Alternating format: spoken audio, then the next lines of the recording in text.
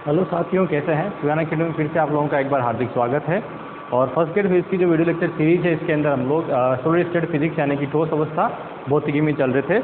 और ठोस अवस्था भौतिकी में से आज जो हमारा टॉपिक रहने वाला है वो है energy band theory of solid. ठीक है, क्या रहेगा? एनर्जी बैंड थ्योरी ऑफ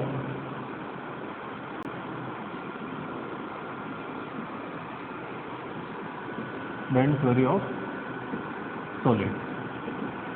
ठीक है, energy band theory of solids यानी कि ठोसों का ऊर्जा बैंड सिद्धांत। ठीक है, अब ठोसों का ऊर्जा बैंड सिद्धांत क्या कहता है? बैंड थ्योरी में ये कहते हैं कि जब एक एटम दूसरे एटम के पास आता है ना, तो क्या होता है, एक एटम जब दूसरे एटम के पास आता है तो जो उनके जो अपने ऑर्बिट होते हैं वो ऑर्बिट क्या करते हैं, आपस के अंदर जो कक्षक होते हैं वो एक दूसरे पे अतिव्यापन करते हैं। और अतिव्यापन करके, ठीक है, स्प्लिटिंग होती है उस ऑर्बिट में। क्या होती है, जो एनर्जी लेवल है उस एनर्जी लेवल में स्प्लिटिंग होती है। वो स्प्लिटिंग होकर क्या होता है, एक एनर्जी लेवल पे दो एनर्जी लेवल में शिफ्ट होता है। एक उसकी मूल ऊर्जा स्तर से कम ऊर्जा का और एक उसकी ज़्यादा ऊर्जा का। ऐसे करके एक एनर्जी लेवल कितने में शिफ्ट हुआ, दो एनर्जी लेवल में शिफ्ट हो गया, जिसकी एक की एनर्जी ज़्यादा होगी, एक की एनर्जी कम होगी। ठीक है, ऐसे ही जब दो आए तो दो एनर्जी लेवल बने, तीन पार्टिकल आएंगे तो तीन एनर्जी लेवल शिफ्ट होंगे। ऐसे करते करते जब आप बात करते हैं कितनी, क्योंकि हम बात कर रहे हैं कितनी, अवोगाद्रो नंबर के बराबर। ठीक है, यानी कि कितने एटम एक दूसरे के पास आते हैं, 10⁻23 एटम एक दूसरे के पास आ रहे हैं। जब कोई भी सब्सटेंस बनता है, जब बॉन्ड बनता है, इतने एटम आते हैं। जब इतने सारे एटम एक दूसरे के पास आएंगे तो इसका मतलब स्प्लिटिंग में एनर्जी जो लेवल बनेंगे वो भी कितने बनेंगे, इतने सारे। और वो सारे के सारे क्या होंगे, पास होंगे। जैसे ये दो एटम थे, इनके एनर्जी लेवल, एक एनर्जी यहाँ पहुँच गई, एक का एनर्जी यहाँ पहुँच गई। अब जब इतने सारे होंगे तो क्या होगा, ये एनर्जी सब क्या होंगे, इस तरह से आएंगी, इस तरह से एनर्जी लेवल होंगे। इसमें भी क्या होंगे, एनर्जी लेवल जो होंगे बहुत पास होंगे। जब ये पास होंगे तो इसका मतलब क्या बनेगा, यहाँ एक बैंड बन जाता है एनर्जी का। क्या बन जाता है, एनर्जी बैंड बन जाता है।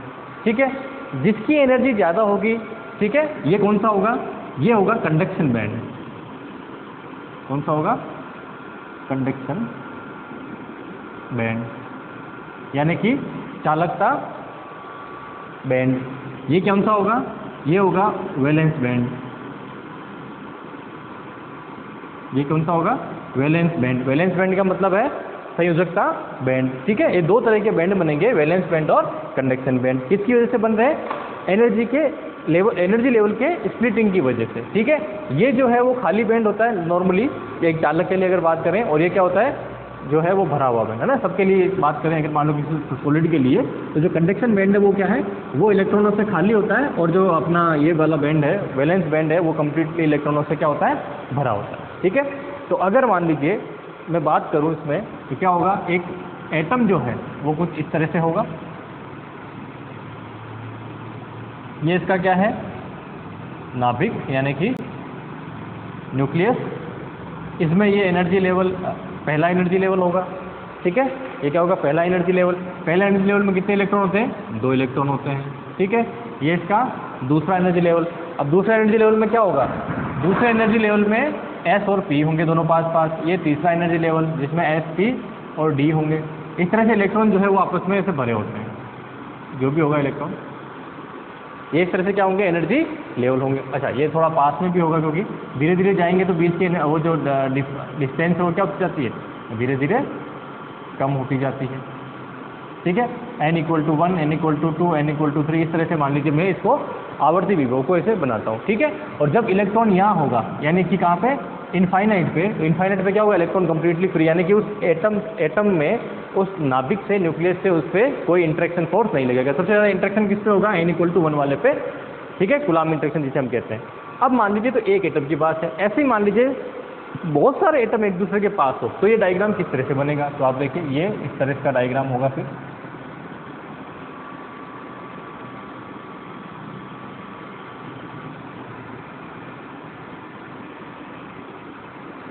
अभी जिसकी मैं बात कर रहा था, है ना, बहुत सारे एटम एक दूसरे के पास, तो ये क्या है, न्यूक्लियस है। ठीक है, तो इस न्यूक्लियस में यहाँ क्या होगा, एक बैंड बन जाएगा। यहाँ पे भी क्या होगा, एनर्जी लेवल का बैंड, क्योंकि पास आए तो क्या हुआ, हर एनर्जी लेवल जो है वो स्प्लिट होगा। ठीक है, फिर ये दूसरा एनर्जी लेवल, इसका भी क्या बन गया, बैंड बन गया। और ये तीसरा एनर्जी लेवल, और इसके बाद जो इलेक्ट्रॉन है वो क्या रहेंगे, इस पूरे के पूरे क्रिस्टल में मूव कर सकते हैं। ठीक है। उसके बाद क्या होंगे, इलेक्ट्रॉन पूरे के पूरे क्रिस्टल में मूव कर सकते हैं, ठीक है। तो ये जो एनर्जी गैप होता है इसे बोलते हैं डेल्टा ईजी, वर्जित ऊर्जा अंतराल, फॉरबिडन एनर्जी गैप। क्या बोलते हैं, लिख लेना आप लोग, वर्जित ऊर्जा अंतराल यानी कि फॉरबिडन एनर्जी गैप। तो ये जो इलेक्ट्रॉन है यहाँ यहाँ यहाँ यहाँ, ये जो है ये क्रिस्टल में मूव नहीं करेंगे, लेकिन क्रिस्टल में मूव कौन करेगा, ये इलेक्ट्रॉन है वो क्या है, कंप्लीटली फ्री है, तो ये इस पूरे के पूरे क्रिस्टल में मूव कर सकते हैं, ठीक है, क्योंकि इन पे तो इनका इंटरेक्शन है। ये जो गैप है, इस गैप के अंदर कोई जो है इलेक्ट्रॉन नहीं जा सकता, ठीक है। आगे समझ में। तो इस तरह के जो एनर्जी लेवल के स्प्लिटिंग की वजह से क्या बनते हैं, बैंड बनते हैं, ठीक है। तो यही बैंड थ्योरी है। क्या कह रहे हैं हम लोग कि जब दो एटम एक दूसरे के पास आ रहे हैं, एक दूसरे के पास आने पर उनके एनर्जी लेवल है जो स्प्लिट होंगे, एक एनर्जी लेवल ज़्यादा एनर्जी का हो जाएगा और एक कम एनर्जी का हो जाएगा। ज़्यादा एनर्जी के जो एनर्जी लेवल होंगे वो जो उसकी वजह से जो बैंड बनेगा उसे हम चालकता बैंड यानी कि कंडक्शन बैंड, और कम एनर्जी वाले को कौन सा बोलेंगे, संयोजकता बैंड बोलेंगे, ठीक है।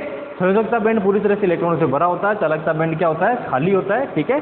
और उसके साथ साथ अगर हम देखें तो जो बाहर के एनर्जी लेवल हैं उस जो वो इंटरेक्शन करते हैं तो वो क्या रहते हैं, वो इलेक्ट्रॉन जो रहेंगे वो फ्री मूव कर सकते हैं, ये वाले फ्री मूव नहीं कर सकते, ठीक है। इन इलेक्ट्रॉनों पे सारे के सारे एटम्स का योगदान होता है ना, सारे के सारे एटम का क्या होता है, उसमें हक रहेगा या कह सकते हैं उस पर, है ना। तो ये आपके पास बैंड थ्योरी की वजह से जो डायग्राम से समझने वाला पोर्शन था वो ये जो आपके बुक्स में आप देखोगे तो ये डायग्राम मोस्टली दिया हुआ रहेगा आपको, ठीक है। चलिए नेक्स्ट आते हैं। तो इसका मतलब क्या हुआ, इसका मतलब ये हुआ कि जो इलेक्ट्रॉन है वो क्या कर रहा है, आप देखिए इसमें अभी जो डायग्राम बनाया था मैंने, इसको मैं एक बार थोड़ा सा वापस बना देता हूँ, और वो होगा कि जैसे आप इसको समझ लीजिए, यहाँ इलेक्ट्रॉन जो ऊपर वाले थे वो क्या हुआ, पहले इस एटम के इसमें थे, थोड़ी दूर आगे बढ़े तो उनका जो विभव है वो चेंज हुआ, जो पोटेंशियल है वो चेंज हुआ, फिर से वही पोटेंशियल रिपीट हुआ, आगे गए तो फिर से वही उतना ही पोटेंशियल रिपीट हुआ। तो इसका मतलब क्या है, एक फिक्स डिस्टेंस के बाद वही पोटेंशियल आपको वापस मिल रहा है। तो इसका मतलब इसको क्या बोलेंगे, जब आपके पास एक फिक्स डिस्टेंस के बाद, है ना, या फिक्स टाइम के बाद कोई चीज़ रिपीट होती है, तो रिपीट होती है उसे क्या बोलते हैं हम लोग, पीरियोडिक यानी कि आवर्ती, है ना। तो यहाँ क्या है, आवर्ती विभव के अंदर ये मूव करते हैं। किसमें करते हैं, नई एक वर्ड आ जाएगा हमारे पास, आवर्ती विभव। क्या होगा, इलेक्ट्रॉन जो मूव कर रहा है किसमें मूव कर रहा है, आवर्ती विभव में। और ये आवर्ती विभव कैसा है, तो आप देखिए इस तरह का आवर्ती विभव है,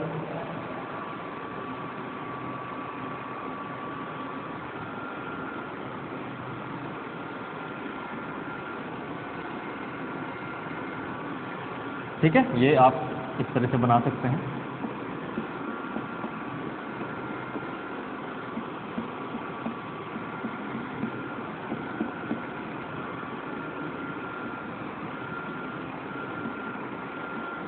अब आप सोचिए यहाँ जो इलेक्ट्रॉन मूव कर रहा है तो यहाँ पोटेंशियल कितना है, ये पोटेंशियल ग्राफ दे रखा है अपने पास, ठीक है। ये क्या है, पोटेंशियल ग्राफ दे रखा है, यानी कि जो इस डायरेक्शन में हम दे रहे हैं क्या है, v है, ये इसकी डिस्टेंस है जिसमें ये मूव कर रहा है। तो यहाँ पोटेंशियल जो है इस नाभिक की वजह से जो भी होगा उसकी वैल्यू ये है। आगे बढ़े तो धीरे धीरे क्या हो रही है वैल्यू इसमें, यहाँ देखिए चेंज हो रही है ना इसके अकॉर्डिंग, फिर आगे वैल्यू वापस कम हो रही है, फिर आगे वैल्यू जा रही है इस तरह से। तो इसका मतलब क्या है, ये जो चीज़ है वापस थोड़ी थोड़ी देर बाद वापस क्या हो रहा है, रिपीट हो रही है ना। आप समझ पा रहे हैं इस चीज़ को, ये क्या हो रहा है, कुछ डिस्टेंस के बाद वापस पोटेंशियल जो है वो रिपीट हो रहा है, ठीक है। अभी मान लीजिए इलेक्ट्रॉन मैंने यहाँ बनाया ना, तो ये इलेक्ट्रॉन यहाँ मूव कर रहा है इस तरह से, ठीक है। तो मूव कर रहा है तो ये अभी कहाँ है, यहाँ पे। तो फिर से क्या होगा, इतनी डिस्टेंस पर, ये जो डिस्टेंस है यहाँ जब इलेक्ट्रॉन पहुँचेगा यहाँ से यहाँ तक की डिस्टेंस में, तो फिर से क्या मिलेगा, उतना ही पोटेंशियल इसको यहाँ मिल जाएगा। तो यहाँ का पोटेंशियल, मान लीजिए यहाँ पोटेंशियल VR है, ठीक है। तो यहाँ पोटेंशियल कितना होगा, ये डिस्टेंस मान लीजिए a डिस्टेंस इसने ट्रेवल की है, तो क्या हो गया VR + a।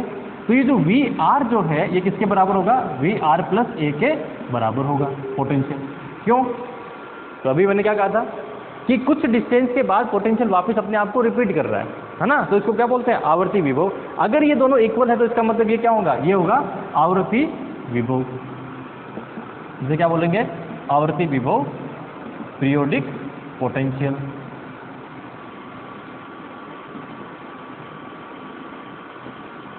क्या होगा, पीरियोडिक पोटेंशियल यानी कि आवर्ती विभव। और यही सबसे इंपॉर्टेंट चीज़ है यहाँ पे, ठीक है। कुछ बुक में अंदर इसको एक ही जगह T से भी डिनोट किया ट्रांसलेशन के लिए ना, तो किससे डिनोट किया, T से डिनोट किया, तो आप इसको T से लिख दीजिए। T से क्यों, ट्रांसलेशन की वजह से इसको T से दिया है ना, ट्रांसलेशन वेक्टर के अकॉर्डिंग, ठीक है। अब सबसे पहले इंपॉर्टेंट चीज़ है कौन, ब्लॉक। ये इंपॉर्टेंट रखना, ब्लॉक ने क्या कहा था, ये आवर्ती विभव, ये तो क्या हुआ, ये तो है एग्जैक्टली ऐसा होता है।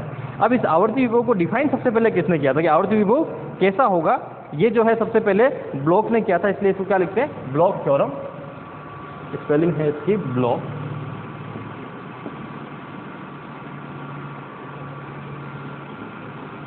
ब्लॉक थ्योरम, हिंदी में लिखेंगे इसको ब्लॉक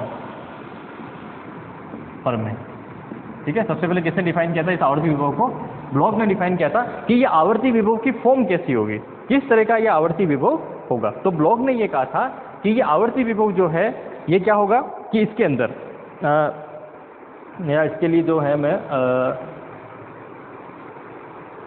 साई अगर इसकी वेव फंक्शन लिखना चाहूँ इस इलेक्ट्रॉन के लिए, ठीक है, तो जो इलेक्ट्रॉन का वेव फंक्शन होगा इसमें जो मूव कर रहा है उसका क्वांटम मैकेनिकली, है ना, तो इलेक्ट्रॉन का, या ऐसे इंग्लिश में लिख देता हूँ, wave function of electron which is move in periodic potential. ठीक है, आवर्ती विभव में गति करने वाले इलेक्ट्रॉन का वेव फंक्शन क्या होगा, इसका वेव फंक्शन। तो ब्लॉक ने ये कहा था कि इसका अगर आप वेव फंक्शन लिखते हैं, साई आर अगर लिखते हैं, तो वो जो साई आर होगा, सॉरी इसको मैं ऐसे लिख देता हूँ, इसमें जो साई आर होगा वो साई आर क्या होगा, उसके अंदर एक ऐसा फंक्शन होगा जो क्या होगा, यू के आर, जो पीरियोडिक है। यू के आर क्या है, जो कि पीरियोडिक है, और उसके साथ साथ जो है एक वेव फंक्शन में ये चीज़ आपके पास आ जाएंगी। ठीक है, तो ये जो चीज़ है आपको दिमाग में रखना है। ठीक है, ये चीज़ आपको दिमाग में रखनी है। क्या दिमाग में रखना है कि ब्लॉक ने ये कहा था, मैं आपको हिंदी में बता देता हूँ, लिखा हुआ है जो चीज़, उन्होंने ये कहा था कि किसी ब्रेवे जालक के सभी जालक स्थानांतरण सदिश टी, है ना, मान के लिए क्रिस्टल आवर्ती विभव VR plus T is equal to VR को संतुष्ट करने वाले एकल इलेक्ट्रॉन का आइगन फंक्शन, एकल इलेक्ट्रॉन का आइगन फंक्शन एक समतल तरंग व ब्रेवे जालक के आवर्ती फलन के गुणनफल को के द्वारा व्यक्त किया जाता है। ठीक है, क्या कहा है कि एक ब्रेवे लिखोगे, हम कौन से पढ़ रहे हैं, लगभग सारी में ब्रेवे लेटिस पढ़ रहे हैं ना, तो ब्रेवे लेटिस के सभी स्थानांतरण सदिशों के लिए, सभी स्थानांतरण सदिशों के लिए, यानी क्या स्थानांतरण सदिश है ना, टी, तो सभी स्थानांतरण सदिशों के लिए, इसको मैं टी से डिनोट कर देता हूँ स्थानांतरण को, है ना, सभी स्थानांतरण सदिशों, अगर मैं ए लिखता हूँ तो वन डायमेंशन हो गया वो। ठीक है, ए बी सी डी में से कोई सा भी, तो वो ट्रांसलेशन कोई सा भी हो सकता है ना, तो सभी स्थानांतरणों के लिए क्रिस्टल का आवर्ती विभव क्या होगा, VR plus T is equal to VR। इसका मतलब ये क्या, आवर्ती विभव ट्रांसलेशन के बाद वापस अपने आप को रिपीट करता है ना। तो उसके लिए संतुष्ट करने वाले एकल इलेक्ट्रॉन का आइगन फंक्शन क्या होगा, एक तो होगा इसके अंदर समतल तरंग, और दूसरा क्या होगा, एक होगा आवर्ती फलन। ठीक है, तो ये जो है ये क्या है, ये है मेरा आवर्ती फलन। ठीक है, पीरियोडिक फंक्शन, ये क्या है, पीरियोडिक फंक्शन, और ये क्या है, एक वेव, है ना, ये क्या है, समतल वेव, समतल तरंग, तो प्लेन वेव। एक प्लेन वेव का इक्वेशन और एक पीरियोडिक फंक्शन जो है, उनके मल्टीप्लिकेशन से किसको देंगे, इस इलेक्ट्रॉन जो है उस इलेक्ट्रॉन के वेव फंक्शन को हम देंगे। ठीक है, ये क्या है, वेव फंक्शन या आइगन फंक्शन भी कह सकते हैं इसको, आइगन फंक्शन। ठीक है, आइगन फंक्शन, है ना।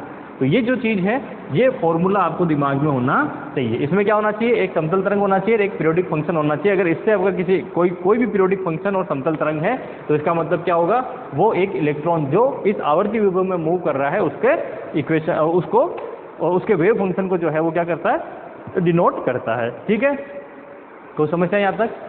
चलिए नेक्स्ट, ब्लॉक थ्योरम हो गया आपके पास। हाँ, बस इसमें मैंने आपको पहले ही कहा था, बस सिंपल थ्योरेटिकल चीज़ें हैं जो आपको देखनी हैं और कुछ नहीं।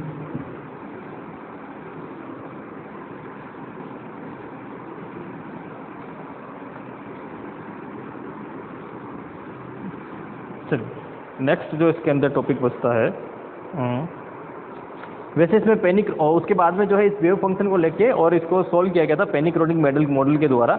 लेकिन वो क्योंकि पूरा थ्योरेटिकल और उसमें बहुत सारे लंबे फॉर्मूले बना हुआ है, तो वो आपको वैसे कोई एग्जाम में पूछने वाला है नहीं, ठीक है। लेकिन उस पेनी-क्रोनिक मॉडल के आधार के ऊपर जो है कि इलेक्ट्रॉन जब इसमें मूव करेगा तो उसकी वेलोसिटी कितनी होगी, उसका मास कितना होगा, ये सारी जो चीज़ें हैं वो आपको एग्जाम में 100% पूछी जाती है उस पर न्यूमेरिकल, तो मैं उस पर आ जाता हूँ, ठीक है। तो अगला लिख लीजिए कि जो ब्लॉक इलेक्ट्रॉन है जो इसमें मूव कर रहा है उसका जो है वो क्या होगा। हाँ जी, क्या करना था, थोड़ी देर बाद बताना, करीब करीब 40-45 मिनट लगेंगे मुझको, ठीक। तो अगला जो रहेगा वो है हमारे पास इसके जो ब्लॉक इलेक्ट्रॉन है हमारे पास, ब्लॉक इलेक्ट्रॉन के लिए ऐसा लिख देता हूँ, velocity and effective mass for block electron, ठीक है। ब्लॉक इलेक्ट्रॉन के लिए वेग व प्रभावी द्रव्यमान, ठीक है। इसको थोड़ा सा समझना आपको, है ना। यहाँ से आपको न्यूमेरिकल 100% मिलने वाला है। 100% मतलब कि आप लिख के ले लीजिए, किसी भी एग्जाम के अंदर है, यहाँ से न्यूमेरिकल आपको फर्स्ट ग्रेड का जो है जहाँ पे ये कोर्स में है वहाँ से हर एग्जाम में आपको जो है ये क्वेश्चन दिया गया है, ठीक है। अब सबसे पहले क्या है कि जब कोई इलेक्ट्रॉन इस आवर्ती विभव में गति करेगा तो उसका वेलोसिटी क्या होगी, हमने क्या कहा है, उसका विभव जो है वो चेंज हो रहा है, लेकिन एक सर्टेन टाइम के बाद फिर से क्या हो रहा है, वही विभव आ रहा है, ठीक है।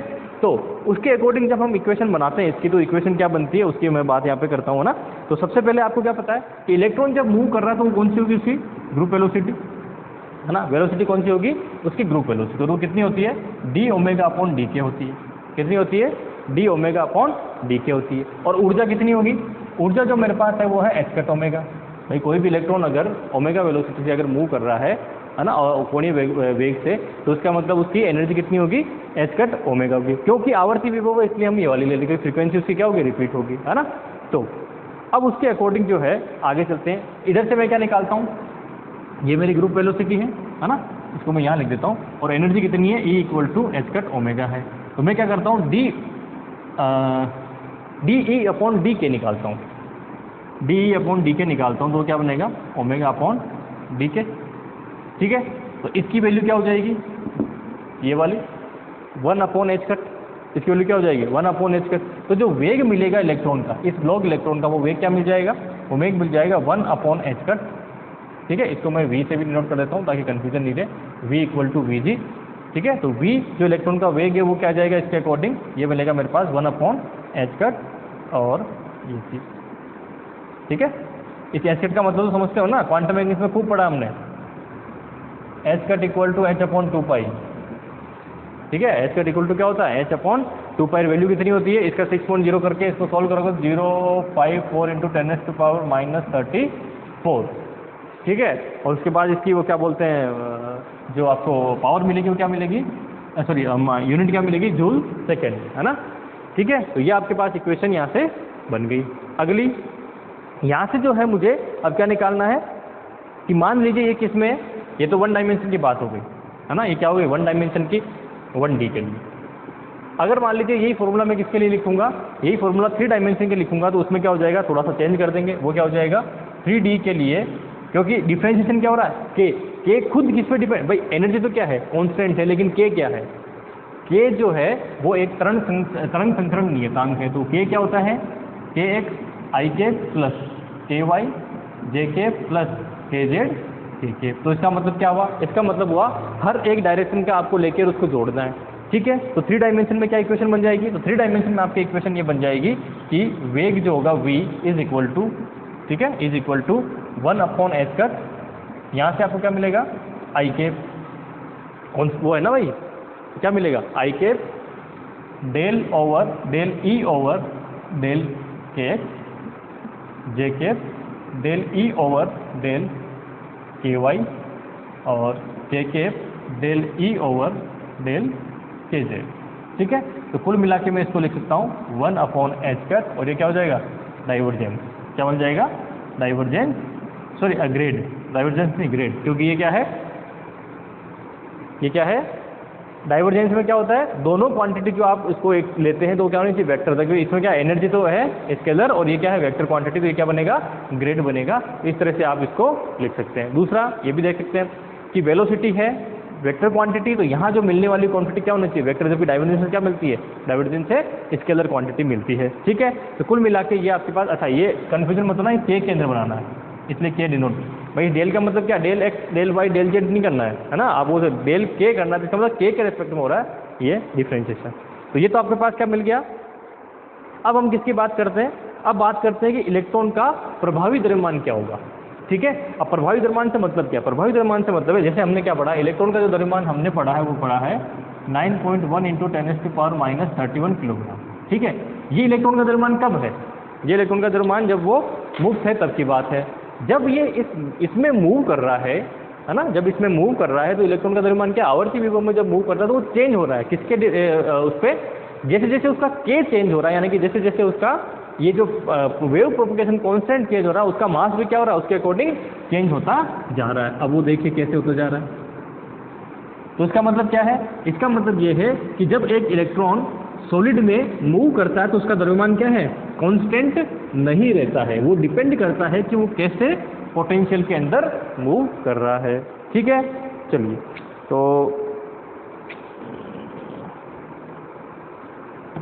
इसी से स्टार्ट कर लेते हैं हम आगे। हमारा जो V आया था वो V क्या आया था, 1/h², ये लिख लेना, प्रभावी द्रव्यमान, द्रव्यमान, इफेक्टिव मास। ठीक है, इफेक्टिव मास। अब इफेक्टिव मास क्या होगा, अभी हमने V निकाला था, V आया था ये, और DE ओवर 1 डायमेंशन के लिए चल रहा है DK। ठीक है, DE ओवर DK, ये हमारे पास इसकी इक्वेशन आ गई।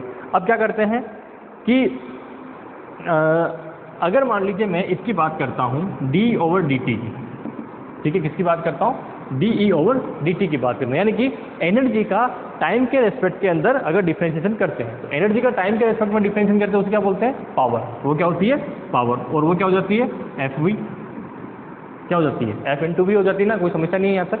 ठीक है, अब FV को जो है इसको मैं और क्या ले सकता हूँ, अच्छा इसको आगे बढ़ा देता हूँ कि जो FV है मेरा, है ना, उस FV को मैं और क्या ले सकता हूँ, अगर इसकी फॉर्म में अगर मैं देखूँ, क्योंकि मेरे पास क्या है यहाँ पे DE ओवर DK, तो इसकी फॉर्म में मुझे लाना है, तो मैं क्या कर देता हूँ, इसको DE ओवर DK और DK ओवर DT कर देते हैं।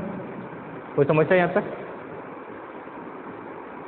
ठीक है, अब यहाँ से फिर से ये देखिए कि FV इज इक्वल टू, ये किसके बराबर है, इधर ले आइए इसको, h V के और DK ओवर DT है, इसको भी अलग अलग लिख देता हूँ ऐसे। ठीक है, h ये हो गया। अब यहाँ से आगे देखिए, V से V क्या हो जाएगा, कैंसिल आउट, तो F इक्वल टू क्या मिला मेरे पास, h DK और DT। तो जो फोर्स है, वो किस पे डिपेंड कर रहा है, जो फोर्स है वो इस ब्लॉक इलेक्ट्रॉन पे लगने वाला वो है H DK ओवर DT। ठीक है, H DK ओवर DT पे। ठीक है, अब मुझे यहाँ से देखना त्वरण, अगले पे चलते हैं कि त्वरण यानी कि एक्सेलरेशन क्या होगा। एक्सेलरेशन क्या होता है, dB ओवर dt। भाई एक्सेलरेशन क्या होता है, dB ओवर dt, क्योंकि आपको जो इक्वेशन मिलेगी एनर्जी की वो किस में मिलेगी, अगर आप देखते हैं इलेक्ट्रॉन की, तो एनर्जी की इक्वेशन जो है वो किस में मिलेगी, फंक्शन ऑफ k में मिलेगी। हमेशा ध्यान रखिए, आपको क्या मिलेगी, फंक्शन ऑफ k में।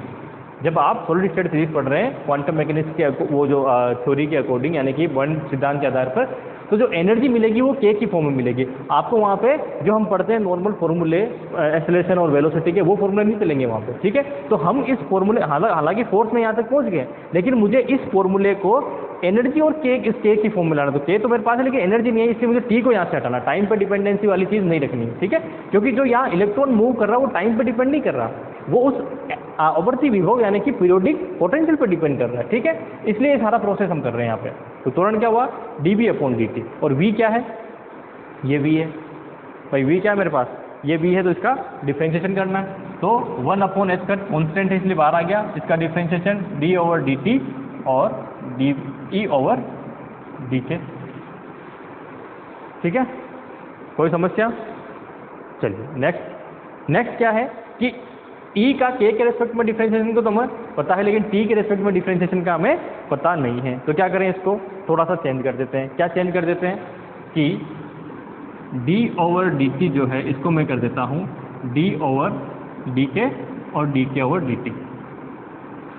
तो क्या बन जाएगा, dv/dt जिसको हम एक्सेलरेशन कह रहे हैं a, ठीक है, इसको एक्सेलरेशन इसको a स्टार से दिया होगा, वैसे तो लिखा नहीं है, कोई बात नहीं, इसे चलने देते हैं। तो ये हमारे पास क्या हो जाएगा 1/h d/dk de/dt, ठीक है, साथ में आ जाएगा dk/dt, साथ में क्या आ जाएगा dk/dt, ठीक है, कोई समस्या नहीं, आगे सॉल्यूशन कर दीजिए। तो dv/dt is equal to 1/h, और ये हो जाएगा, क्योंकि डबल डिफरेंशिएशन ले सकते हैं इसको, सेम आ गया, इसलिए dk/dt किसके बराबर है, तो आप चाहे देखिए dk/dt जो है किसके बराबर होगा f/h के। तो इसको लिख देता हूँ f/h, ठीक है, ये ई नहीं है ना, f/h, ठीक है। यहाँ क्या है dv/dt, ये क्या एक्सेलरेशन है, ठीक है, dv/dt क्या है एक्सेलरेशन है, ठीक है। तो dv/dt इक्वल टू, जिसको मैं एक्सेलरेशन a कह रहा हूँ, ठीक है, एक्सेलरेशन a कह रहा हूँ, वो क्या आ रहा है f/, ठीक है, f/, क्योंकि होता क्या है, एक्सेलरेशन जो होता है वो क्या होता है, फोर्स क्या होता है ma के इक्वल, ठीक है। तो a इक्वल टू क्या हुआ f/m, तो जो बचा हुआ है f के अलावा वो सारा क्या होगा मेरे पास m होगा। तो यहाँ से आप देखिए बची हुई चीज़, इसको सबको डिवाइड कर देते हैं, h² डिवाइडेड बाय क्या मिलेगा d²e/dk²। तो इसका मतलब क्या हुआ, जब इस इक्वेशन को मैं यहाँ से कंपेयर करता हूँ, ठीक है, इस इक्वेशन को जब मैं यहाँ से कंपेयर करता हूँ तो इक्वेशन क्या बनती है कि a* is equal to f/m²। तो m* क्या हुआ, m* क्यों लिखा, क्योंकि इफेक्टिव मास से इफ स्टार लिखा वो चेंज हो रहा है, ये किस पर डिपेंड कर, ये कौन सा होगा, ये वाला होगा, ठीक है। तो यहाँ से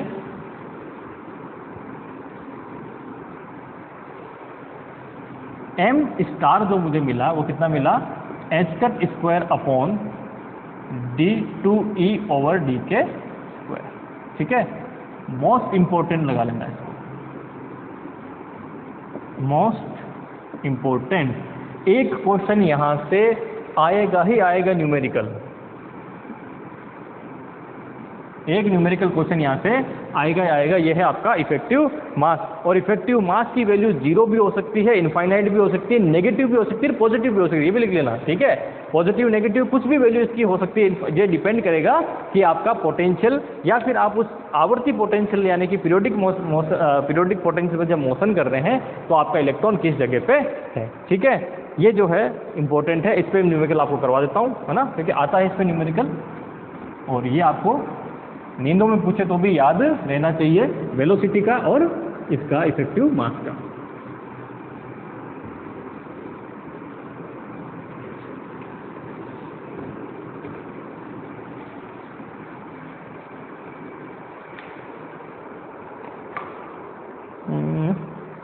इसके न्यूमेरिकल, हाँ ये रहा, एक न्यूमेरिकल है कि एक, हाँ इसमें लिख लेना स्टार लगा के कि प्रभावी द्रव्यमान धनात्मक ऋणात्मक शून्य हो सकता है, ठीक है। ये पॉजिटिव नेगेटिव एंड जो है आपके 0 हो सकता है, ठीक है।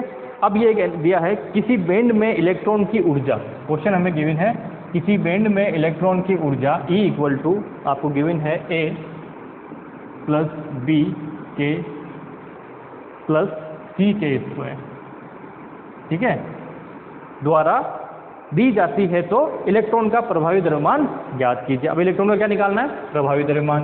तो m* क्या होता है h² d/2e/dk², ठीक है।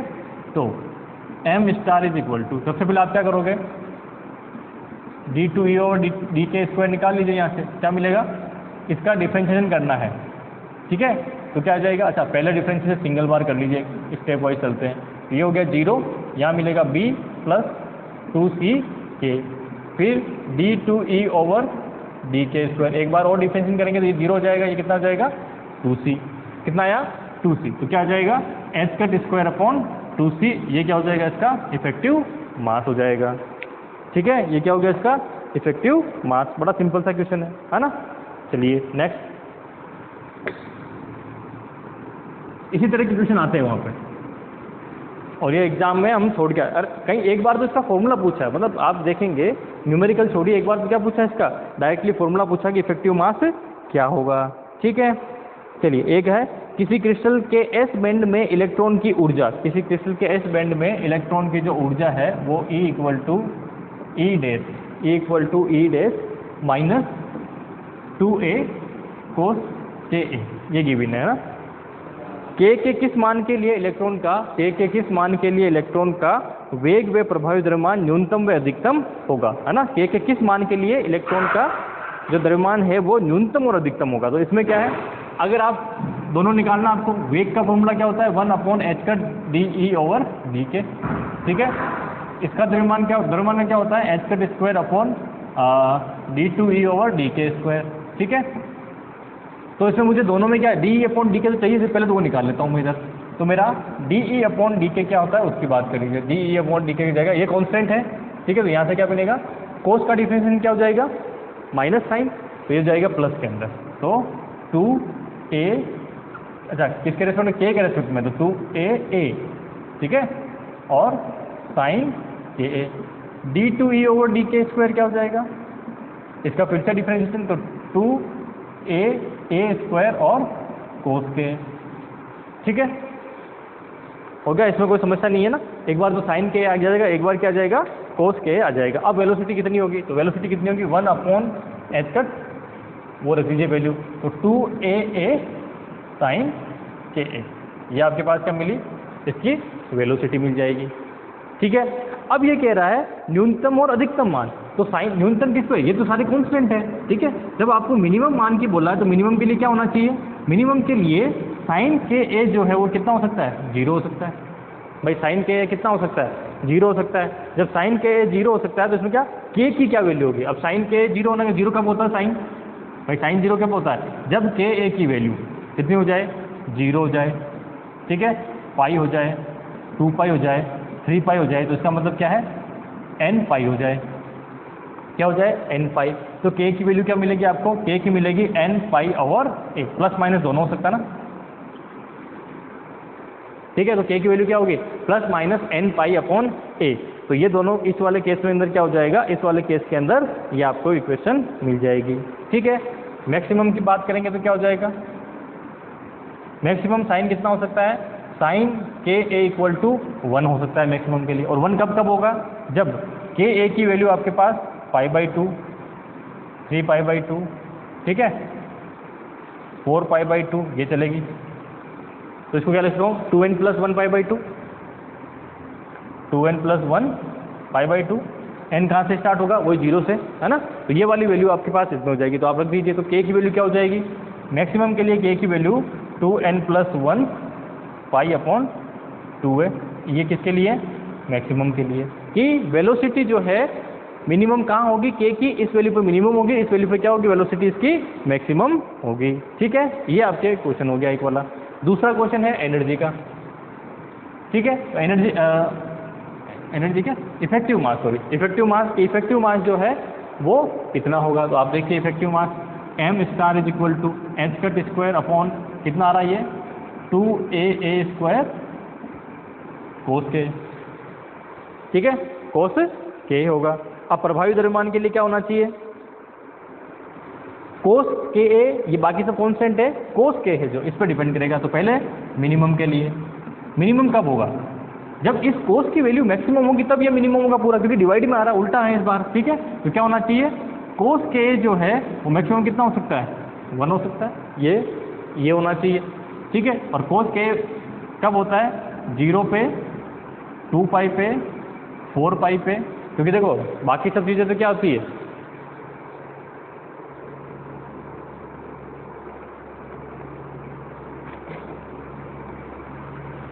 अच्छा इसको हाँ मिनिमम वाला केस ले लेना ना, तो मिनिमम वाले के लिए क्या होगा, ये इक्वेशन मिल जाएगी। तो इसको क्या ले सकता हूँ, अच्छा इसमें दूसरी चीज़ ये है, जब इफेक्टिव मास को आप लिखते हैं ना, इफेक्टिव मास को, तो इसमें क्या लगाते हैं, मोड लगा के लिखते हैं, ठीक है। इसको क्या मोड लगा के लिखते हैं। तो ये मोड एक का मान कितना इसका होना चाहिए ना, तो ये हो जाएगा आपके पास पाई भी आएगा इसमें, 2 पाई भी आएगा, 3 पाई भी आएगा, इस तरह से, है ना। तो कुल मिला के चीज़ क्या मिलेगी आपको, फिर से के जो है वो कितना होगा n पाई, तो के इक्वल टू कितना हो जाएगा n पाई ओवर a, कितना हो जाएगा n पाई ओवर a। तो किस पे रहेगा, इस पे मिनिमम रहेगा। मैक्सिमम किस पे रहेगा, तो आप देख लीजिए मैक्सिमम कब रहेगा, जब कोस के ए जो है वो कितना हो 0, 0 0 कब होगा, जब ये 0 किस पे होता है π/2 पे और 3π/2 पे, इस तरह से, यानी कि 2n + 1 π/2 पे, ठीक है। तो इसका उल्टा कर लीजिए, तो हाँ आई गया वैल्यू, तो इसका उल्टा करेंगे तो k क्या हो जाएगा 2n + 1 π/2 है। तो आप देखिए जब वेलोसिटी मिनिमम है, जब वेलोसिटी मिनिमम है तो मास भी क्या आ रहा है, उल्टा आ रहा है क्या, हाँ जब वेलोसिटी मिनिमम आ रही तो मास भी कितना आ रहा है मिनिमम, और जब वेलोसिटी मैक्सिमम आ रही तो मास भी कितना आ रहा है मैक्सिमम मास आ रहा है इसका, ठीक है। चलिए तो कुल मिला के आपके पास ये इक्वेशन जो है, मतलब जो क्वेश्चन पूछा गया तो उसके अकॉर्डिंग हमने सोल्यूशन कर दिया। सिंपली अभी तक कहाँ मैक्सिमम कहाँ मिनिमम ये क्वेश्चन नहीं पूछा गया, एग्जाम में सिर्फ और सिर्फ आपको कितना है वही पूछा गया, यानी कि ये और ये जो है ना ये पूछा गया है एग्जाम में। आप उठा के देख लेना पेपर, आपको क्वेश्चन जो है वो सारे मिल जाएंगे, ठीक है।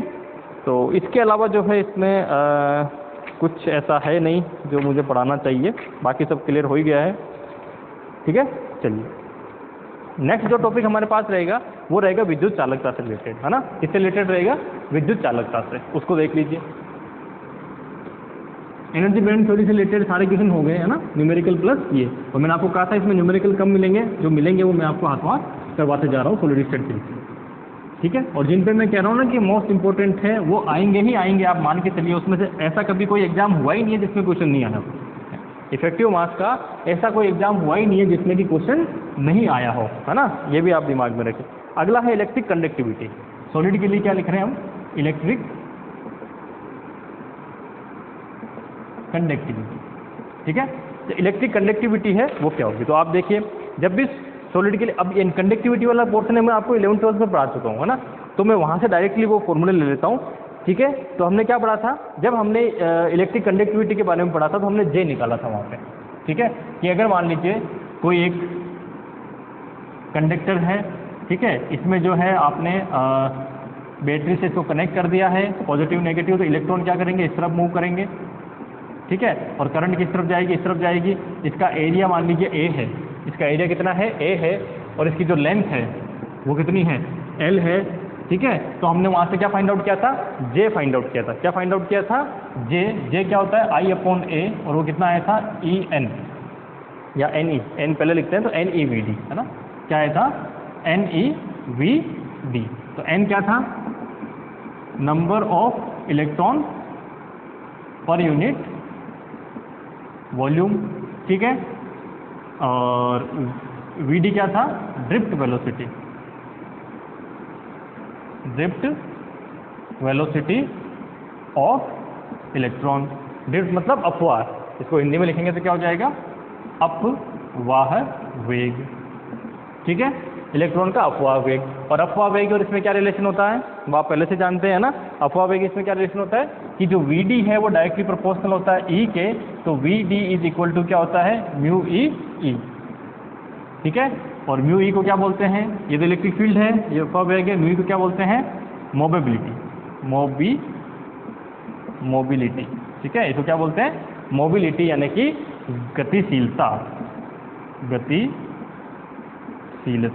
इलेक्ट्रॉन की गतिशीलता, ठीक है। फिर यहाँ से हम लोग क्या निकालते हैं, यहाँ से हम लोग निकालते हैं सिग्मा, यानी कि चालकता, कंडक्टिविटी, ठीक है, क्या निकालते हैं, कंडक्ट। ये जब आपने मैंने 11th-12th का इलेक्ट्रॉनिक्स स्टार्ट किया ना तो वहाँ देख लेना, किसमें देखना आपने को, इलेक्ट्रॉनिक्स के वीडियो में, ठीक है। पहला ही वीडियो स्टार्टिंग का जो है वो यहीं से स्टार्ट हुआ, तो सारी चीज़ें कैसे आई है वो मैंने आपको वहाँ पे लिख रखी है, इसलिए मैं इसको वापस बार बार नहीं ले रहा। तो चालकता में जो अपने पास यहाँ इंपॉर्टेंट है वही चीज़ मुझे लेनी है, ठीक है। तो ये क्या हो जाता है Neμe, क्या हो जाता है Neμe, किसके लिए, ये है कंडक्टर के लिए, किसके लिए, चालक के लिए है, ठीक है। और यही मान लीजिए अगर सेमीकंडक्टर की बात आएगी, ठीक है, तो सेमीकंडक्टर केस में क्या हो जाएगा, क्योंकि वहाँ पे इलेक्ट्रॉन और होल दोनों होते हैं, कंडक्टर में क्या है सिर्फ और सिर्फ इलेक्ट्रॉन होते हैं, जबकि वहाँ क्या होते हैं इलेक्ट्रॉन और होल दोनों होते हैं, तो ये आ जाता है Ne mu E plus P E mu P. ठीक है, ये फॉर्मूला भी मैंने आपको जब सेमीकंडक्टर पढ़ाया तब उसमें लिखाया है सारी चीज़ें। ठीक है, अब इसका उल्टा कि अगर हमें प्रतिरोधकता देखनी है, प्रतिरोधकता जिसे रजिस्टिविटी कहते हैं, तो रो क्या होता है 1/सिग्मा। ठीक है, क्या होता है 1/सिग्मा। ये सारी की सारी चीज़ें हैं वो आपको पहले से मैंने लिखा रखी है, कैसे फॉर्मूले बने क्या बने वो सारी चीज़ें जो है आप इस वाले वीडियो में, इलेक्ट्रॉनिक्स के पहले ही वीडियो में जाके देख लीजिए, आपको ये सारी चीज़ें वहाँ से मिल जाएगी। ठीक है, अब सॉलिड स्टेट फिजिक्स में जो है इन सब चीज़ों से हमें क्या ध्यान रखना है, वो ये ध्यान रखना है कि ये जो रजिस्टिविटी आ रही है, ये जो कंडक्टिविटी आ रही है, भाई सॉलिड स्टेट फिजिक्स में ये नहीं पढ़ेंगे कि इलेक्ट्रॉन कैसे मूव कर रहा है क्या कर रहा है, नहीं, इसमें ये पढ़ रहे हैं कि जो रजिस्टिविटी और कंडक्टिविटी है ये क्या है, उसकी प्रॉपर्टी, किसी भी जो है हमारे पास सब्सटेंट है उसकी प्रॉपर्टी। ये प्रॉपर्टी जो है ये कौन कौन सी भौतिक राशियों पे यानी कौन कौन सी फिजिकल क्वांटिटी पे किस तरह से डिपेंड कर रही है, और मेनली किस पे, टेम्परेचर पे। ठीक है, टेम्परेचर पर डिपेंडेंसी की बात हम लोग यहाँ करने वाले हैं। ठीक है, चलिए, क्योंकि रजिस्टिविटी और जो है कंडक्टिविटी ये क्या है, ये सब्सटेंट की प्रॉपर्टी है।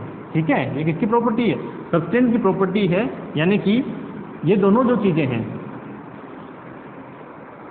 ये हर पदार्थ के लिए इसका मान क्या होता है, लोहे के लिए फिक्स वैल्यू होती है। ठीक है, दूसरा आप कोई लकड़ी के लिए लेते हैं तो फिक्स वैल्यू होती है, कार्डबोर्ड के लिए फिक्स वैल्यू है, तांबे के लिए फिक्स वैल्यू है। तो इसका मतलब ये पदार्थ की क्या है, प्रॉपर्टी है, लेकिन ये प्रॉपर्टी खुद किन पर डिपेंड करती है, टेम्परेचर पर डिपेंड करती है। ठीक है, तो सबसे इंपॉर्टेंट है ये लिख लेना आपके पास प्रायोगिक तथ्य,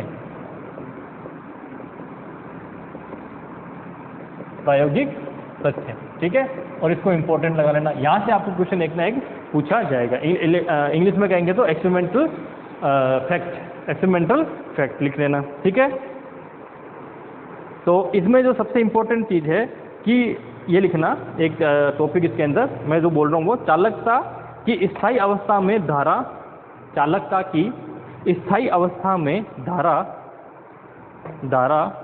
घनत्व, चालकता की स्थायी अवस्था में धारा घनत्व विद्युत क्षेत्र के समानुपाती होता है। ठीक है, चालकता की स्थायी अवस्था में धारा घनत्व विद्युत क्षेत्र के समानुपाती होता है। तो धारा घनत्व J है वो क्या है, इसके समानुपाती, तो J इक्वल टू आता है सिग्मा E। ये एक फॉर्मूला है जिसे ओम्स लॉ भी कहते हैं। ये क्या है, ओम्स लॉ। इंग्लिश वाले भी लिख लेना, लाइन क्या लिखोगे कि the current density is directly proportional to electric field in stable state of conductor। ठीक है, ये नंबर 1। नंबर सेकेंड, ठीक है, नंबर सेकेंड में लिखिए D बाई ताप से अधिक ताप पर, D बाई ताप से अधिक ताप पर, डी बाई ताप आपको पता है ना, लिखवाया था अभी पिछली बार में जब आपने क्या पढ़ा था, जो विशिष्ट ऊष्मा के बारे में पढ़ा था, तो वहाँ पे डी बाई ताप आया था जिसको हमने थीटा डी से डिनोट किया था, है ना, के टी अपॉन किससे क्या था, नहीं सॉरी वो क्या था अपन ने ओमेगा अपॉन, नहीं के बी अपॉन ओमेगा से, है ना, किससे क्या था, के बी अपॉन ओमेगा से शायद उसको डिनोट किया था अपन ने। ठीक है, चलिए नेक्स्ट है इसके अंदर कि डी बाई ताप से अधिक ताप पर धातुओं की प्रतिरोधकता ताप के समानुपाती होती है। अच्छा मैं लिख भी देता हूँ यहाँ पे, डी बाई टेम्परेचर है जो यहीं कहीं होगा, मैंने लिखा होगा विशिष्ट ऊष्मा, और D by temperature theta D, है ना, डी बाई टेम्परेचर क्या था, थीटा डी, और उसकी जो वैल्यू आ रही है वो वैल्यू आएगी आपके के बी। ठीक है, ये वैल्यू थी एनर्जी अपॉन के बी। हाँ ठीक है, टेम्परेचर के इक्विवेलेंट बन जाएगी इसकी डायमेंशन, क्योंकि के बी टी एनर्जी अपॉन, हाँ ठीक है, ये आएगा। अब मैंने कैसे लिखा, देखो इनका भी याद रखने के तरीके हैं, है ना, कि ये क्या है एनर्जी और ये भी क्या है एनर्जी, तो ये जो टेम्परेचर के इक्विवेलेंट आना चाहिए, इसका मतलब ये इस तरह से। अच्छा ये भी डी में लिखना है क्योंकि ये डी बाई है ना, ये डी बाई वाला के, ठीक है, आगे समझ में इस तरह से मैंने, क्योंकि टेम्परेचर की डायमेंशन बनानी तो क्या बनेगी, यही वाला बनेगी टेम्परेचर की डायमेंशन। ठीक है, तो इस तरह से हम इसको लिख सकते हैं। चलिए नेक्स्ट जो है मेरे पास ये क्या लिखवाया था मैंने हिंदी में आपको, ये लिख लीजिए कि डी बाई ताप से अधिक ताप पर धातुओं की प्रतिरोधकता, डी बाई ताप से अधिक ताप पर धातुओं की प्रतिरोधकता ताप के समानुपाती होती है। ठीक है, ताप के क्या होती है? समानुपाती। कौन? प्रतिरोधकता। ठीक है, इंग्लिश में लिखिए the resistivity of metal is directly proportional to temperature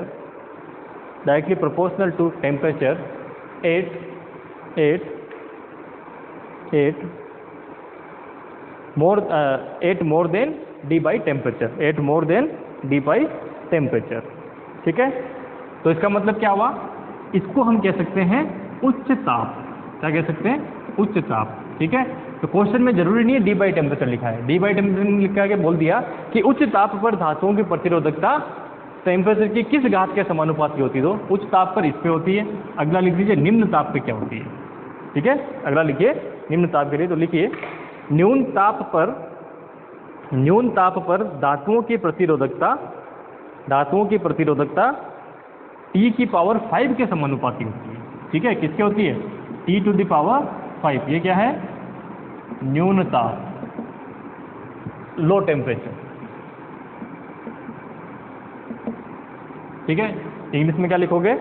English में लिखोगे at low temperature the resistivity of metal is directly proportional to T to the power 5। ठीक है, ये एग्जाम में पूछा गया क्वेश्चन था और फिर से रिपीट होगा। ठीक है, तो आपने क्या लिखा? स्पेसिफिक हीट में क्या था? CV directly proportional to T to the power 0। कहाँ पे? High temperature. कॉन्स्टेंट आती ना वहाँ पे। CV directly proportional to T to the power, ये किस पे? लो टेम्परेचर पे। Resistivity directly proportional to T किस पे? हाई पे। Resistivity inversely directly proportional to 10 to power 5 किस पे? लो।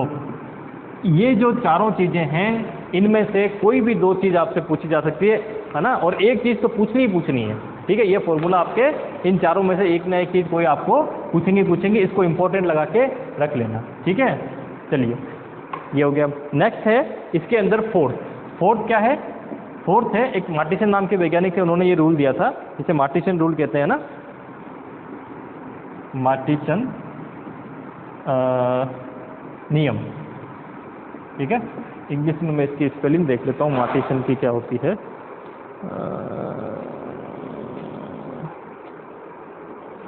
इसमें बहुत सी थ्योरियाँ दी गई है, वो थ्योरियाँ जो है वो मैं आपको स्किप करवा रहा हूँ, वो सिर्फ इसलिए क्योंकि उन पे आपको कोई क्वेश्चन बनने वाला है नहीं, है ना। तो फिर इसमें स्पेसिफिक हीट, ये हमने कर ही लिया था पहले स्पेसिफिक हीट का, तो ये आ गया मार्टिसन। ठीक है, तो इसकी इंग्लिश में जो लिखते हैं वो स्पेलिंग हो जाएगी मार्टिसन रूल। ठीक है, तो इन्होंने क्या कहा था? इन्होंने ये कहा था कि जो आपकी कंडक्टिविटी रजिस्टिविटी है उसमें दो पार्ट होंगे। ठीक है, रजिस्टिविटी में क्या होंगे? दो पार्ट होंगे, और वो क्या होगा? जो रो है उसमें एक तो होगा कांस्टेंट वैल्यू और एक होगा टेम्परेचर डिपेंडेंट वैल्यू। ठीक है, क्या होगा? एक होगी कांस्टेंट वैल्यू और एक होगी टेम्परेचर डिपेंडेंट वैल्यू। ये जो टेम्परेचर डिपेंडेंट वाली है वो किसकी वजह से? इलेक्ट्रॉनों के मूवमेंट की वजह से। इलेक्ट्रॉनों के क्या होती है? मूवमेंट की वजह से। और दूसरा ये किसकी वजह से है? ये है अशुद्धि परमाणु की वजह से। किसकी वजह से? अशुद्धि परमाणु के कारण। जब भी कोई मेटल बनता है या कोई भी पदार्थ बनता है तो उसमें क्या होता है? कुछ परमाणु जो है अशुद्धि के मिले होते हैं, प्योर नहीं होती है। ठीक है, तो वो अशुद्धि परमाणु उनकी वजह से क्या होती है? तो ये तो फिक्स है। अब आपने कोई मान लीजिए रोड दी है, ठीक है, ये मान लीजिए लोहे की रोड है, इसकी आपको रजिस्टिविटी फाइंड आउट करनी है, तो ऑलरेडी इसमें अशुद्धि परमाणु है, तो ऐसा थोड़ी उसको चुग्गों से पकड़ के आप बाहर निकाल सकते हो, नहीं निकाल सकते, वो तो ऑलरेडी है। तो वो तो रहेंगे ही सही, जो वो रहेंगे उनकी वजह से तो क्या रहेगी। अब और ये होती किसकी रजिस्टिविटी क्यों होती है? टक्कर की वजह से। इलेक्ट्रॉन जब मूव कर रहा हो क्या करता है? टक्कर करता है। इनसे टक्कर करेगा वो है, तो उस पर कोई टेम्परेचर से मतलब नहीं है।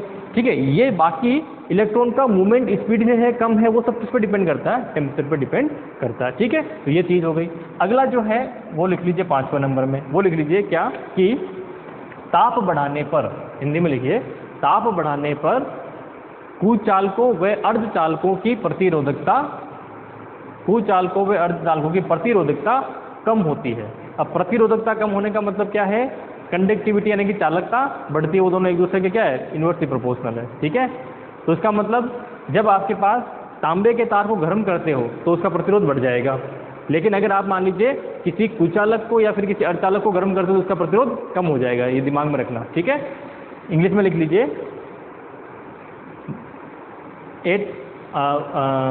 ऐसे लिख लीजिए, the resistivity of insulator and semiconductor, the resistivity of insulator and semiconductor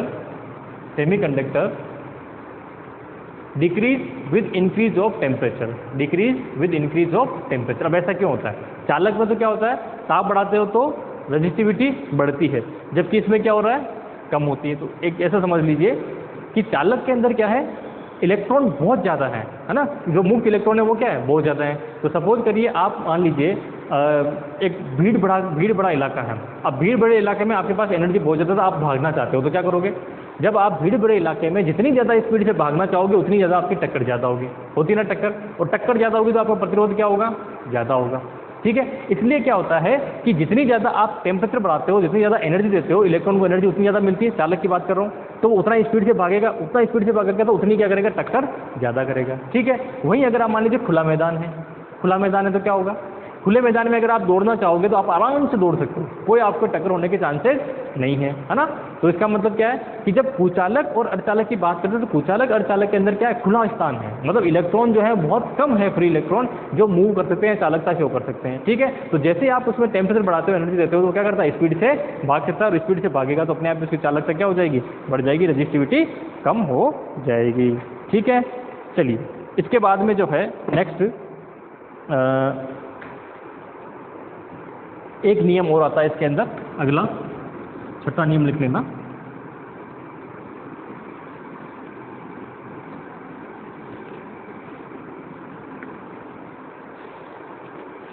six number पे, 5 में लिखवा दिए, 6 नंबर पे लिखना, डी बाई ताप से अधिक ताप पर उष्मीय व विद्युत चालकताओं का अनुपात ताप के अनुक्रमानुपाती होता है। ठीक है, डी बाई ताप से अधिक ताप पर उष्मीय व विद्युत चालकताओं का अनुपात ताप के समानुपाती होता है, इसे विंडमान फ्रेंज नियम कहते हैं। अभी लिख देता हूं मैं, इसे विंडमान फ्रेम नियम कहते हैं। ठीक है, तो अगला है हमारे पास विंडमान फ्रेंज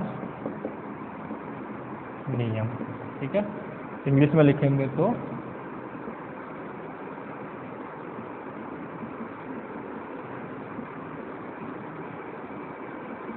अब ये नियम क्या होता है वो देखिए, क्या कहा है इसमें कि डी बाई ताप से अधिक ताप पर, तो डी बाई ताप से अधिक ताप मतलब हाई टेम्परेचर, पहली बात तो हाई टेम्परेचर पे क्या होगा, उसमें चालकता जिसको हम के से नोट करते हैं, और आपकी विद्युत चालकता जिसको हम सिग्मा से नोट करते हैं, तो के अपॉन सिग्मा इसका जो रेशियो है वो ताप की 1 पावर के समानुपाती है। तो इसका मतलब क्या हुआ कि के अपॉन सिग्मा, ठीक है, K upon sigma is equal to, या के अपॉन सिग्मा ऐसा लिख देता हूँ, K upon sigma is directly proportional to T. और जब आप इसको प्रोपोर्शनल टी को इक्वल में कन्वर्ट करते हैं तो कांस्टेंट आता है, और वो कांस्टेंट कितना आता है, वो आता है पाई स्क्वायर अपॉन 3 होगा सर, हाँ, pi square upon 3 Boltzmann constant k B over T square, Boltzmann constant k B upon q, sorry T तो एक ही रहेगा ना, के बी अपॉन क्यू और टी तो यहाँ रहेगा। ठीक है, ये आपको वैल्यू यहाँ से मिलती है। के बी क्या है, बोल्ट्जमैन कांस्टेंट, ठीक है, Q क्या है 1.6 × 10⁻⁻19 कूलम। ठीक है, पाई बाकी सब आपको पता है। तो कुल मिला के जो है ये इक्वेशन बनती है। यहाँ से ये जो है पाई square upon 3 K B over Q whole square, इसको बोलते हैं लोरेंज नंबर, लोरेंज संख्या। ठीक है, क्या बोलते हैं, लोरेंज नंबर, यानी कि लोरेंज संख्या। ठीक है, ये डायरेक्टली आपको कई बार एग्जाम में पूछ सकते हैं। इसको एल से डिनोट करते हैं, किससे करते हैं, एल से डिनोट करते हैं। तो इस इक्वेशन में क्या हो जाएगा, ये जो है वो लोरेंज नंबर, तो K upon sigma T is equal to Lorenz number. ठीक है, ये क्या हो जाएगा, लॉरेंज नंबर। तो ये आप थोड़ा सा ध्यान रखेंगे, एग्जाम में डायरेक्टली पूछा जा सकता है। ये क्या होगा, कांस्टेंट के बराबर होगा, k अपॉन सिग्मा टी जो क्या है कांस्टेंट के इक्वल होगा।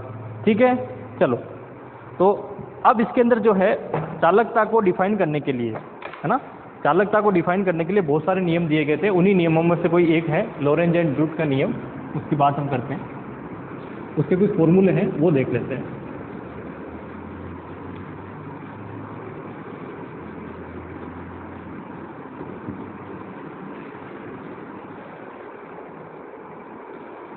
तो ये जो नियम है अभी अपने पास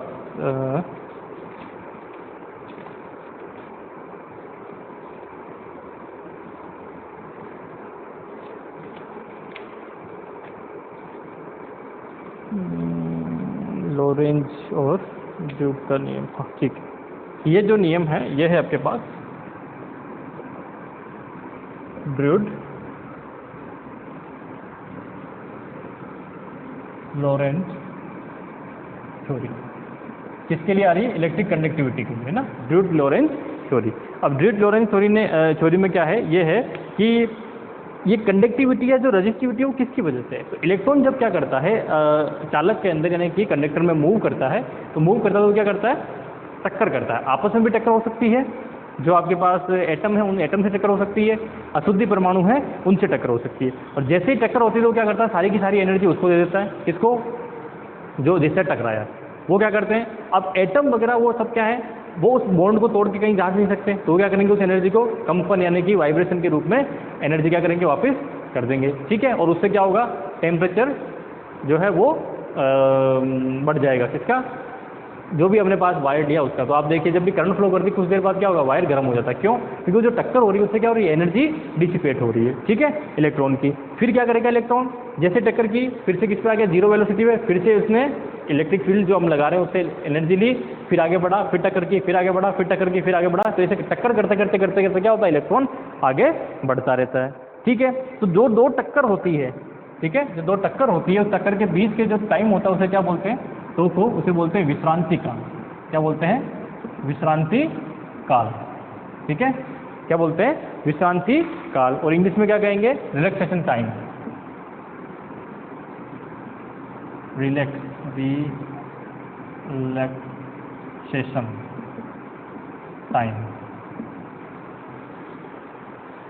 रिलैक्सेशन टाइम जो है उसको हम बोलते हैं, स्पेलिंग देख लेना, वैसे हो सकता है कि ऊपर नीचे हो जाए तो आप उसको देख लेना, ए की कुछ मिस्टेक हुई तो।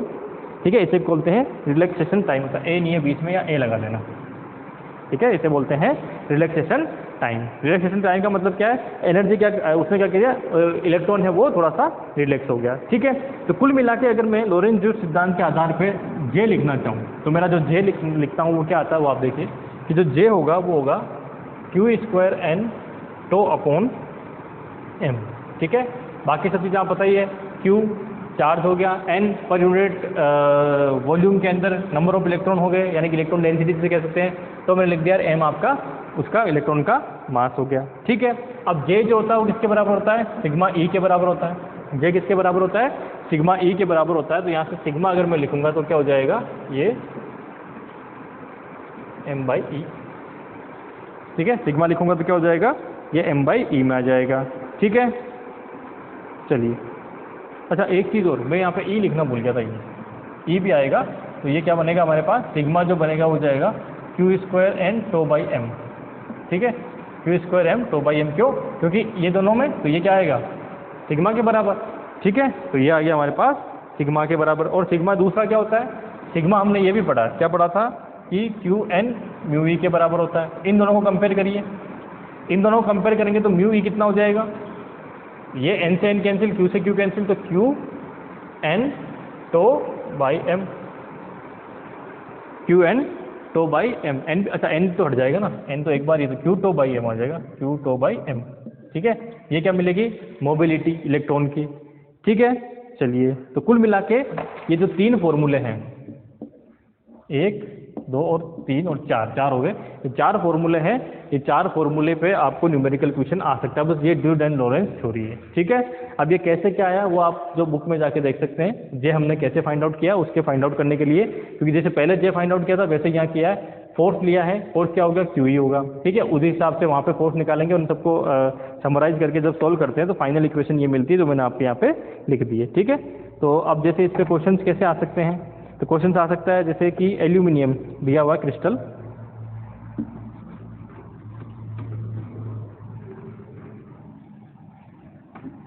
ये जो हमने फॉर्मूले पढ़े हैं इस पे न्यूमेरिकल क्वेश्चन आ सकता है, फॉर्मूला डायरेक्ट भी पूछा जा सकता है ना, दोनों ही चीजें हैं। तो इस पे न्यूमेरिकल बड़ा सिंपल था कि अगर फॉर्मूला याद है तो आप न्यूमेरिकल कर जाएंगे। क्या है, एल्यूमिनियम क्रिस्टल में मुक्त इलेक्ट्रॉन की गतिशीलता, मुक्त इलेक्ट्रॉन की गतिशीलता यानी कि mu E 1.32 into 10⁻³ metre square पर वोल्ट पर सेकेंड, ठीक है, ये मुझे गिवन है। उसके बाद लिखा है तो इसमें इलेक्ट्रॉन को औसत संगत काल की गणना कीजिए। औसत संगत काल मतलब तो फाइंड आउट करना है, विश्रांति काल जो है अपना, है ना।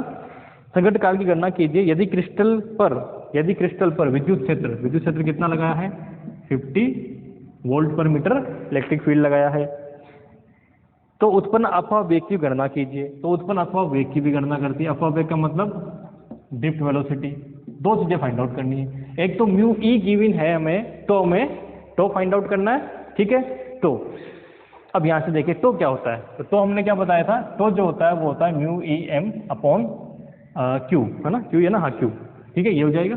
भाई म्यू ई क्या, उसका उल्टा कर लिया, म्यू ई हमने फाइंड आउट किया, म्यू ई क्या था, म्यू ई था क्यू टो अपॉन एम, तो टो क्या हो गया, ये वाली चीज लिख दीजिए इसके अंदर, क्या 1.32 इंटू 10⁻³ क्योंकि मीटर सब में चल रहा है। पहले आप वो देख लीजिए कि सब मीटर और उसमें होने चाहिए, एम के एस में सब आ रहा है, ठीक है। नेक्स्ट उसके बाद में एम क्या होगा, मास ऑफ इलेक्ट्रॉन कितना है, 9.1 इंटू 10⁻³ किलोग्राम में। क्यू कितना होगा, 1.6 इंटू 10⁻19। इस पूरे को सॉल्व कर लीजिए, ठीक है। इसमें इस पॉइंट को बता सकते हैं, ठीक है। इसको आप जो है वैसे नहीं हटा सकते, उसको हटा के 0.1 को और फिर इसको सोल्व कर सकते हैं, थोड़ा इजी हो जाएगा। तो फाइनल जो वैल्यू इसमें आती है वो आती है 7.52। कितनी आती है, 7.52 इंटू 10⁻15 सेकेंड। ये आपको फाइनल वैल्यू किसकी मिलती है, टो की मिलती है, ठीक है। अगला देखिए, अगला कहते हैं कि अगर आपको ये गिवन है तो अपवाह वेग निकालिए। तो आप देखिए ई और इसमें क्या रिलेशन होता है, वी डी में, तो वी डी जो होता है वो होता है मेरा सिग्मा म्यू ई, है ना, म्यू ई ये होता है, क्या होता है, म्यू ई। तो यहाँ पे म्यू ई आपने निकाल दिया, कौन सा, ये 1.32 इंटू 10⁻³ इलेक्ट्रिक फील्ड कितना है, 50, ठीक है। इसको मल्टीप्लाई कर लीजिए, फाइनल वैल्यू जो आएगी आपके पास 0.0, इसको लिख देते हैं ये 6.66 इंटू 10⁻² मीटर पर सेकेंड, ठीक है। ये आपको फाइनल वैल्यू इसके अंदर मिल जाएगी, ठीक है। तो सिंपल सा फॉर्मूला है और सिंपल सा इसका आंसर हो जाएगा, कोई बहुत बड़ी इसमें बात है नहीं, ठीक है। चलिए, तो नेक्स्ट इसमें जो टॉपिक बचता है अपना वो होल इफेक्ट का बचता है। तो होल इफेक्ट अपन नेक्स्ट वीडियो में देखेंगे, और होल इफेक्ट खत्म होते ही जो है हम लोग इसमें चल जाएंगे, होल इफेक्ट खत्म होते ही हम लोग चल जाएंगे अतिचालकता में, ठीक है। अतिचालकता, और उसके बाद बचेगा आपका एक जो चुंबकीय गुण वाला, यानी कि मैग्नेटिक जो इफेक्ट है उसका। तो कोशिश करेंगे कि उनको 2 वीडियो में कंप्लीट कर ले, देन उसके बाद न्यूक्लियर फिजिक्स स्टार्ट करेंगे, ठीक है। चलिए, आज के लिए इतना ही काफ़ी है, थैंक यू वेरी मच।